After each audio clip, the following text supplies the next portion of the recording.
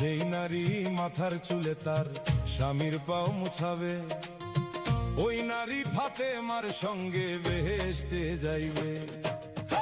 যেই পুরুষে মাইয়া লোকে চুলে ধইরা মারে, সাফায়াত করবেন না রাসূল কঠিন হাসরে। নামের সঙ্গে নাম মিশাইয়া প্রেম করলো দুইজনে, নয়নে লাগিয়াছে যারে, তারে কি আর পাশরিতে